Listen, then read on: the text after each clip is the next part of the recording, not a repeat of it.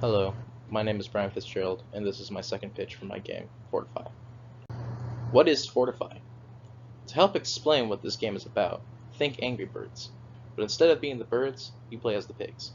In Fortify, the player is tasked to fortify a fort to protect their king from a variety of monsters. Just like in Fortnite, the player has a set time to build up their defenses surrounding the king with the materials they have or was given from previous levels, and to fend off waves of enemies that it is a tower defense game that really focuses on players' choice and the positioning of walls and/or troops. When the first level starts, this is what the player will see on screen. On the bottom part of the screen, you will see a box called the Player's Toolbox. From here, the player is able to click, drag, and drop fortifications into the space of building. You can also place troops on top of these fortifications to help serve as turrets that will protect your keep from incoming enemy forces. The rules for Fortify are simple. In the player toolbox, you are given troops, which act as turrets for your fort, and different materials that are used to build your keep. Each resource is different, however. Glass is weaker than all other sources, but the player starts off with more of it than any other source in the level. Wood is a good in-between resource that has average health and has an average amount of it to use. Stone is the strongest of the resources, but it is almost rare to have. Notice how some of the walls are vertical and stone is horizontal in the player's toolbox. This is like that because when the player receives resources like this, they must be built like that, meaning you cannot rotate your building materials. This makes the player think about how and where to place these resources to give the player a strategic advantage. You will also notice that there are walls surrounding the king called Foundation.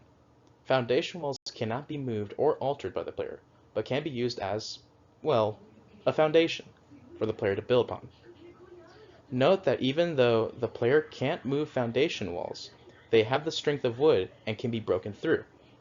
Based off how much resources the player has in his toolbox, he can use as much as they want, so long as they stay within the space of building.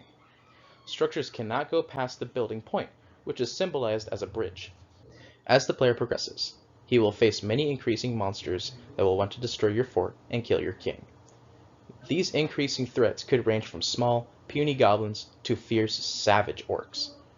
But never underestimate your enemy. Even the smallest gap in your fort created by a stray goblin leads them closer to victory and defeating you. When it comes to resource destruction, a goblin may have to hit a wooden wall fortification a couple of times before it breaks, while maybe a rock troll can destroy it in one hit. The game is level based and rewards the player with new parts and abilities that they can use to fortify future keeps. Risks from making a game like Fortify is deciding whether or not we should implement physics and/or gravity to player-built structures. Do we want resources to snap on and float once placed? If the walls supporting your roof are destroyed, does the roof collapse due to gravity, or would it just be destroyed on the spot? Do we want troops to have physics or move, and die if they fall from a certain height, just like a pig in Angry Birds? Most importantly, what platform should the game be a part of? PC, console, or mobile phone? Here is basic gameplay of what Fortify would look like for the first level. First, the player will put up his fortifications and troops.